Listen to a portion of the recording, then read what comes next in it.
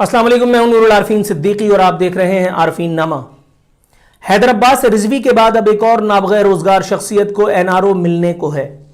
मिलने को है का मतलब यह है कि सिलसिला शुरू हो चुका है। 3 मुकदमात में बरी कर दिया गया है लियारी गैंग वॉर के साबिक सरबरा और उस एक इंसानियत दुश्मन शख्सियत को जिसकी गिरफ्तारी जब अमल में आई गई थी तो उसके इर्द गिर्द इतने सारे रेंजर्स वाले, पुलिस वाले और पता नहीं कौन कौन से वाले थे और उसके मुंह पे ढाटा बांध करके या अपने मुंह पे ढाटा बांध करके और वो जिसको कहते हैं माचो स्टाइल तस्वीरें खिंचवाई गई थी और हमें ये बताया गया था कि देखा हम हैं वो बहादुर लोग जो आपके मुहाफिज हैं, हमने इस बदबख्त को थंबू कर लिया है। उस वक्त बहुत सारे लोगों की तरह शायद मुझे भी गुमान होने लगा था, हालांकि मैं बहुत अच्छी तरह जानता हूं यहाँ के मामलात को, लेकिन मुझे भी शायद ऐसा लगने लगा था कि इस बदबख्त को शायद अब अपने उन तमाम क़िताल की सज़ा तो ज़रूर मिलेगी जो इसने खुद किए या दूसरों से करवाए हैं। लेकिन मैं भूल गया था कि मैं सुबह अल्हम्दुलिल्लाह पाकिस्तान में एक इस्लामी नाम नेहाद इस्लामी जमहूरिया पाकिस्तान में रह रहा हूँ। एक ऐसे मुल्क में मेरा जन्म हुआ है जहां आज़ादी अदलिया के दावे तो जा बजा सुनाई देते हैं, ताहम अदलिया खुद मेरा ख्याल है शायद नहीं चाहती कि उसके आज़ादी अदलिया के दावों पर अवाम एतबार करे। क्यों कर भला ये नुक्ता में उठाने पर मजबूर क्यों कर हुआ? ऐसा नहीं कि मुझे खुदा न खास्ता किसी इदारे से, उसकी वर्किंग से, उसकी जिसको कहते हैं आज़ादी से कोई परखाश है, नहीं, ऐसा नहीं है। लेकिन जब मामलात को मैं देखता हूं तो फिर मुझे समझ में आता है कि यार जिस मुल्क में अदालतें बाकायदा काम कर रही हों और वो 350 मजदूरों की अरवाह आज भी चीख कर उन्हीं अदालतों का तवाफ कर रही हों और उनको इंसाफ ना मिलता हो, वहां फिर उज़ैर बलोच क्यों करना छूटेगा? लेकिन बहरहाल ये मौजू बड़ा तवील है ये मौजू। अगर उज़ैर बलोच की नजर उतारने जाऊंगा, कम से कम उज़ैर बलोच की चौथे मुकदमे से रहाई ने ये साबित कर दिया कि अल्हम्दुलिल्लाह हम कोई तंग नजर माशरा नहीं है, हम वो वसीउल नजर और वसीउल कल्ब लोग हैं। जहां अगर हमने एक Muhajir, so called Muhajir, election के वक्त महाजिर हैदर अब्बास रिजवी को अगर एनआरओ दिया तो हमने दूसरी जानिब एक बलोच, क्या हुआ वो डॉन था, हमने उज़ैर बलोच को भी जो है एनआरओ दिया। हम सबको एक ही नजर से देखते हैं जब तक हमारा उनसे काम नहीं निकल जाता। कल हैदर अब्बास रिजवी हमारे काम का था और शायद आगे भी काम का होगा, तो उज़ैर बलोच को हमने कैसे छोड़ रखा था? आपको ये यकीन आएगा इसी मुल्क में जहां पुलिस, रेंजर्स, फौज, इंटेलिजेंस, पता नहीं और कौन कौन से इदारे मौजूद हैं, वहां मुल्क का एक हिस्सा नोगो एरिया बना हुआ था और वो था कराची। और कराची के अंदर मिसाल के तौर पर लियारी, रियासत को भी पर मारने की इजाजत नहीं थी उस जगह जहां उज़ैर बलोच और उसके कारिंदों का बस चलता था। वहां फिर किसी का, पुलिस का, रेंजर्स का, फौज का, किसी का बस नहीं चलता था। आजादी अदलिया के दावों को वहां जिसको कहते हैं पर फैलाने की इजाजत नहीं थी। वहां सुप्रीम कोर्ट ऑफ पाकिस्तान की रिट नहीं थी। वहां रियासत घुटने टेक करके उज़ैर बलोच के सामने हाथ बांध करके खड़ी हुई थी। ये माजी बईद की बातें नहीं है। मेरा ख्याल है अगर इसे माजी करीब कहा जाए तो आपको बुरा नहीं मनाना चाहिए। उज़ैर बलोच के बारे में बताया गया था कि उसने पुलिस वालों को अपॉइंटमेंट कराया, उसने मिसाल के तौर पे पीपल्स पार्टी के लोगों से उसके ताल्लुकात थे, उसने फलां किया, उसने ढिकां किया, मुल्क के राज उसने बेचे मुख्तलिफ जिसको कहते हैं ममालिक को। ईरान के हवाले से उसकी जो है वो बातें आई थी कि उसने वहां पे मुखबरी का एक नेटवर्क भी ज्वाइन किया था। लेकिन ये सारी बातें महज अफसाना निकली इसलिए कि जिस राह पर यह केस इस वक्त चल रहा है, 3 केसेस के बाद अब चौथे केस से भी अल्हम्दुलिल्लाह सुम्मा अल्हम्दुलिल्लाह 2 कत्ल के केसेस थे जिससे उसको बरात नसीब हुई और अब तीसरा केस हंगामा, आराई, जलाओ, घेराव, बलवा वगैरह का था जिसमें उसको जो है वो बरी कर दिया गया। एक जर्नलिस्ट हैं, पाए के जर्नलिस्ट हैं, उन्होंने एक ट्वीट किया, मैं हैरान हो गया। कहते हैं कि उज़ैर बलोच साहब चौथे मुकदमे में भी बाइज्जत बरी, तो साबित हो गया कि सिंध पुलिस मुकम्मल तौर पर सियासी मुदाखलत से पाक और आज़ादी अदलिया के दावे जो है वो सच हैं और हमारे मुल्क में इंसाफ का बोलबाला है। अच्छा, मुझे हैरत हो रही है इन जर्नलिस्ट पे कि इन्होंने क्यों कर ये सवाल उठाया, क्योंकि जैसे ही आप ये सवाल उठाते हैं फौरन तौहीन अदालत का चार्ज लग जाता है। हालांकि अदालत की हुर्मत तो हम सब पर वाजिब है और हम सब करते भी हैं, چاہے مارے باندھے ہی کریں، کیونکہ اس ملک میں کسی کا داؤ کسی پر چلتا ہو یا نہ چلتا ہو، لیکن عام آدمی پر تو سب کا داؤ چلتا ہے۔ یہاں فوراً جس کو کہتے ہیں فیصل رضا عابدی کو بلا کر کے اور گھٹنوں کے بل بٹھا دیا جاتا ہے کہ چل بچے معافی مانگ، کیونکہ تو نے ایک ایسے آدمی پر سوال اٹھا دیا تھا کہ جو ایک ایسی جگہ بیٹھا ہوا تھا کہ جہاں سے اس کو انصاف کرنے کے بجائے میڈیا کوریج کی لالچ پڑ گئی تھی، تو اس آدمی کو ننگا کرنے چلا تھا کہ جس کو کور کرنا یہاں اس ادارے کے لیے، اس ریاست کے لیے ضروری ہے۔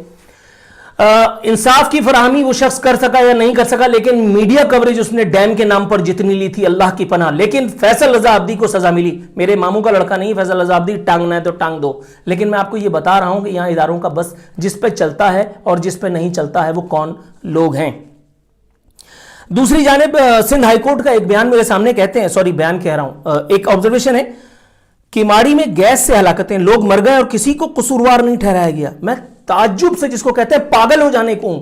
یہی سندھ ہائی کورٹ نہیں تھی جہاں وہ 350 لوگوں کا کیس چل رہا تھا، 12 مئی والے، سوری 12 مئی کہہ رہا ہوں، وہ فیکٹری والے، بلدیہ فیکٹری والے۔ یہی سندھ ہائی کورٹ نہیں تھی جہاں 12 مئی کے کیس چل رہا تھا۔ سندھ ہائی کورٹ سے میرا نہیں خیال ہے کہ ابھی تک ان لوگوں کو سزائے موت ہوئی ہے۔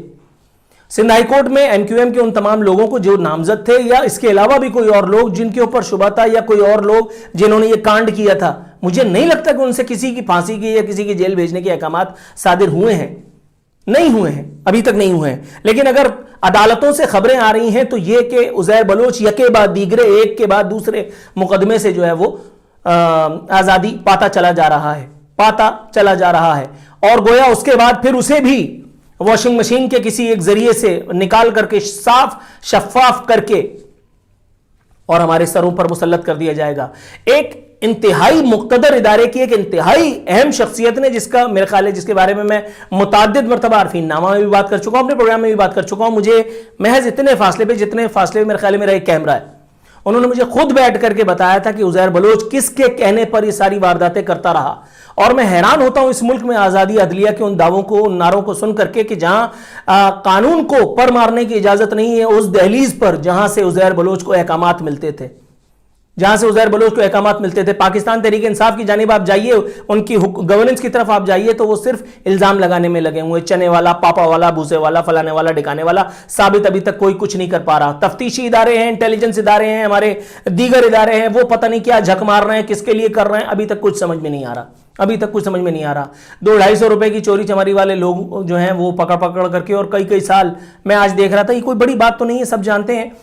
سسرال والوں نے کسی کو پھنسا دیا اور وہ بیچارہ جو ہے وہ قتل کے مقدمے میں اس کو فٹ کرا دیا گیا۔ لیکن جب بات ہوگی عزیر بلوچ کی تو شواہد نہیں ملیں گے۔ ایک کیس میں تو عزیر بلوچ کو ایسے بھی رہا کیا گیا ہے کہ جس میں یہ بتایا گیا کہ یہ بارود جو ملا تھا وہ ناکارہ تھا۔ عزیر بلوچ اور ایک محترم جج کے درمیان جو گفتگو ہو رہی ہے وہ سن کر کے آپ اپنا سر پیٹ لیں گے۔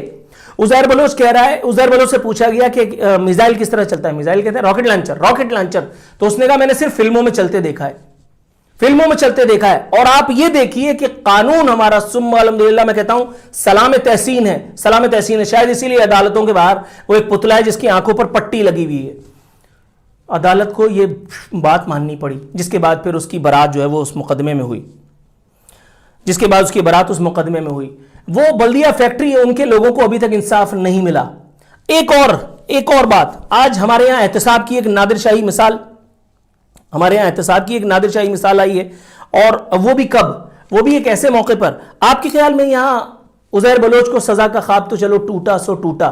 ہمارے یہاں نیشنل لیول پہ جب ہم دیکھتے ہیں چودھری برادران کو، جن کو چور اور ڈاکو کہہ کر کے خود یہ گورنمنٹ اقتدار میں آئی تھی، اور پھر اسی کے بعد انہی سے اپنے اقتدار کی جس کو کہتے ہیں شراکت بھی گوارا کیا، ان کو ان کے حصے کی من پسند وزارتیں بھی دیں، اور ان کو چور ڈاکو کے دعووں سے بری بھی کر دیا، ان الزامات سے بری بھی کر دیا۔ آج 20 سال بعد وہ ریفرنسز جو چودھری برادران کے خلاف تھے وہ تیل کر دیے گئے ہیں، فارغ ہو گئے ہیں وہ، جائیے کر لیجئے احتساب۔ اور اس کے بعد چیئرمین نیب کی وہ ڈینگ کہ جتنے بھی دعوے ہیں، جتنی بھی باتیں ہیں، جتنے بھی انفلوئنسز ہیں، جتنے بھی وہ چیزیں ہیں، وہ سب نیب کے دروازے کے باہر آ کر کے دم توڑ دیتی ہیں۔ غضب خدا کا، کون کہہ سکتا ہے کہ یہ اس ادارے کا سربراہ بات کر رہا ہے کہ جس کے اوپر خود سپریم کورٹ نے متعدد دفعہ، چیف جسٹس صاحب نے متعدد دفعہ آبزرویشن دی ہے، اسے پولیٹیکل انجینئرنگ کا ایک ادارہ بتایا ہے۔ یہاں کیا آپ کے خیال میں ملک ریاض کے ساتھ جو کچھ ہوا، ملک ریاض کا جو معاملہ تھا، وہ جو کیس تھا، اس کو کیوں کر دبایا گیا؟ نیا ناظم آباد کے خلاف باقاعدہ کوریج کی گئی، اس لیے نہیں کہ میرا وہاں پہ کوئی سٹیک ہے، اس لیے نہیں، لیکن میں نے خود یہ کام اپنی آنکھوں سے ہوتے ہوئے دیکھا ہے۔ بحریہ ٹاؤن میں جب سیلاب آیا، جب بحریہ ٹاؤن میں پانی بھر گیا بارشوں کے بعد، تو بحریہ ٹاؤن کا نام نہ لیتے ہوئے باقاعدہ ڈی ایس این جیز اور ٹیمز اسائن کی گئی میڈیا اداروں سے، جنہوں نے جا کر کے نیا ناظم آباد میں پروگرامز کیے۔ لوگوں کو لگ رہا تھا یہ عوامی ہمدردی ہے، لیکن بھائی یہ جو ہمدردی تھی وہ آپ بھی سمجھیے ذرا کس کی ہمدردی ہے۔ بحریہ ٹاؤن کے نام پر مجھے یاد آیا ملک ریاض کے اوپر کون کون سے مقدمات نہیں ہوتے، کون کون سے لوگ اس کے ملازم نہیں ہیں۔ جو لوگ یہاں سے بڑے بڑے اداروں سے فارغ ہوتے ہیں وہ اس کے ملازم ہیں، کون اس کے بارے میں بات کرے گا، کون نہیں کرے گا۔ لندن کی عدالت سے وہ جو پیسے آنے والا معاملہ تھا، گورنمنٹ آف پاکستان بھی اس معاملے پر چپ کر کے بیٹھی ہوئی ہے، کوئی اس کے بارے میں بات نہیں کر رہا۔ آج ایک کسی نے مجھے ویڈیو بھیجی، ان 3 مزدوروں کی شہادت پر میں فاتحہ ہی پڑھ سکتا ہوں، کیونکہ جب ملک ریاض کا نام آتا ہے تو تمام اداروں کو سانپ سونگ جاتا ہے، وہ چاہے کوئی سا بھی ادارہ ہو، کوئی سا بھی، نو ون از ایکسیپشن، کوئی ادارہ اس کے بارے میں بات نہیں کرے گا، نہ اس کے حوالے سے نوٹس لے گا۔ ایک ڈمپر نے کچل دیے 3 مزدور، اور اس ڈمپر کا جس کو کہتے ہیں کہ سب سے بڑا جو اس کی کوالٹی تھی وہ یہ تھی کہ اس کے بمپر پر لکھا ہوا تھا بحریہ ٹاؤن۔ Can you believe? اب آپ کے خیال میں بحریہ ٹاؤن کے خلاف کوئی کیس ہوگا، کوئی ایف آئی آر کٹے گی، کوئی ایس ایچ او، کوئی آئی جی، کوئی فلانا، کوئی ڈمکانا اس کے خلاف بات کرے گا؟ نہیں، آپ جانتے ہیں ایسا نہیں ہوگا۔ کیوں؟ بیکاز اس لیے کہ ہم ایک اسلامی مملکت میں رہ رہے ہیں، بیکاز اس لیے کہ یہ نام نہاد ریاست مدینہ قائم ہو چکی، بیکاز اس لیے کہ یہاں فراہمی انصاف کے تمام تر دعوے پورے ہوئے۔ بہتر ہے کہ اپنے معاملات کو سمیٹتے ہوئے میں مبارکباد دوں ان تمام لوگوں کو جو اس تمام کیس کو کمزور کرنے میں، چاہے وہ انٹیلیجنس اداروں سے ہوں، چاہے وہ قانون نافذ کرنے والے اداروں سے ہیں، چاہے وہ فیصلہ دینے والے لوگ میں ہوں، چاہے وہ کسی اور جگہ بیٹھ کر کے عزیر بلوچ کی رائے کی متمنی لوگوں میں، ان کو مبارکباد دیتا ہوں۔ ثم الحمدللہ آپ لوگوں کو مبارک ہو کہ عزیر بلوچ ایک اور مقدمے سے بری ہوا۔ اب میں اس دن کے انتظار میں ہوں کہ جب اس کے اعزاز میں ایک شاہانہ تقریب کا انعقاد کیا جاتا ہے اور ریاست کے بڑے بڑے فرعون جھک مارتے ہیں، میڈیا کوریج اس کی ہوتے ہوئے دیکھتے ہیں، اور ایک مرتبہ پھر لحاف اوڑھ کر کے اپنے بلند مقابر میں چپ کر کے سو جاتے ہیں۔ فی امان اللہ۔